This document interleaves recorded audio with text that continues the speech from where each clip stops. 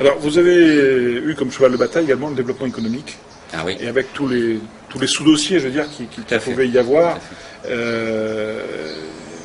J'ai envie de vous dire, c'est énorme, mais votre sentiment global d'abord sur le développement économique de la Réunion dans les années à venir, vous êtes optimiste, vous pensez que la Réunion va avoir les moyens de son développement et va pouvoir donner du travail à tous les futurs habitants que l'on va avoir, ou est-ce que nous sommes condamnés à vivre sous perfusion? La première des choses, c'est que je dois dire que notre mandature a été ponctuée à chaque fois par ces problèmes de développement économique. Évaluation de la LOPOM, projet présidentiel pour le développement économique pour la Réunion, pour l'outre-mer, la LODEOM, les coups de rabot de la LODEOM, et puis le dernier coup de rabot concernant les problèmes photovoltaïques. Est-ce que la Réunion a les moyens de son développement? Je pense qu'aujourd'hui, j'ai oublié de citer un dossier qui est totalement lié au développement économique. C'est le problème des accords de partenariat économique entre l'Union européenne et les pays ACP. C'est-à-dire qui organisent les relations entre la Réunion et les pays de la zone. Madagascar, Maurice, tout à fait. Et de voir ces pays ACP parfois avoir des avantages supérieurs à ceux que pour eux peuvent avoir la Réunion parfois, ou tout au moins souvent en concurrence. On peut dire ça comme ça. C'est un peu plus complexe. Ouais. Mais le développement de la Réunion, à mon sens et à notre sens, ne doit plus se concevoir uniquement de manière à... Moi, on a beaucoup utilisé ces dernières semaines, ces derniers mois, le terme d'endogène, le développement endogène.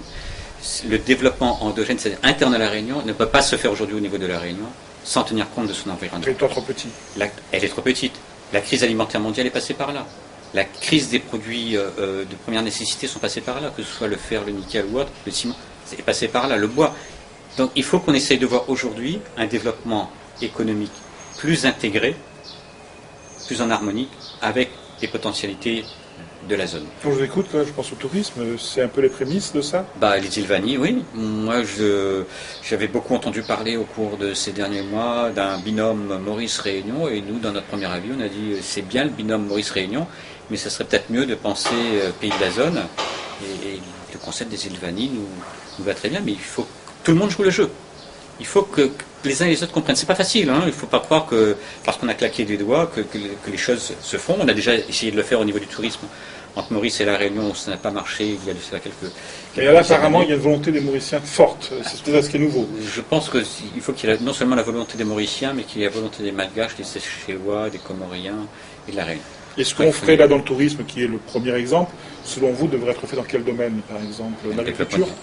Dans le domaine de l'agriculture, de l'agroalimentaire, mais même dans d'autres choses. Aujourd'hui, certains groupes réunionnais comme le groupe Caillé, par exemple, ou d'autres, ont déjà acheté des terrains très importants à Madagascar pour alimenter leur grande surface à la Réunion.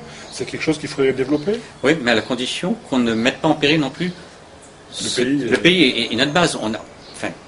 Dans notre rapport qu'on a fait sur les mi-pentes, on a tout de même... C'est pas vous que je le dirais, monsieur Dupuis, vous êtes un défenseur de l'art de vivre de la Réunion. Donc, donc on ne va pas non plus mettre tout ça en péril. Il faut donc garder aussi ce qui fait notre identité, notre entité, notre force de la Réunion. Mais ça n'empêche que sur un certain nombre de points et de domaines, il faut développer les choses. Je prends l'exemple de l'agriculture. Il ne se passe pas une année sans qu'on parle de crise alimentaire au niveau de Madagascar et d'un certain nombre de régions où il y a des problèmes de famine. On a les connaissances, on a la technologie. Les fonds. On a aussi les fonds, mais pas simplement nous. Oui, européens. Mais Madagascar et les pays de la zone ont des fonds importants qui proviennent du FMI, qui proviennent de la Banque mondiale.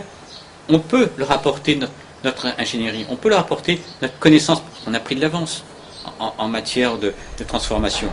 Ça les aidera déjà à ne plus affronter ces crises alimentaires. Et puis, s'il y a une autre crise alimentaire mondiale, on pourra peut-être, dans d'autres domaines, avoir des échanges avec eux. Mais ça a été le leitmotiv depuis 10 ans du Conseil économique et social, de parler du co-développement durable. Il faut le faire. Et quand j'ai dit ça, j'ai eu un jour un journaliste qui m'a dit vous employez des mots qui sont n'importe quoi.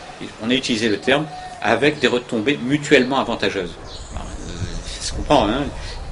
Il y a des retombées pour eux, mais pour nous également. On ne peut pas dire on arrive là-bas, on dit messieurs, on n'est plus au temps de la Sacaille.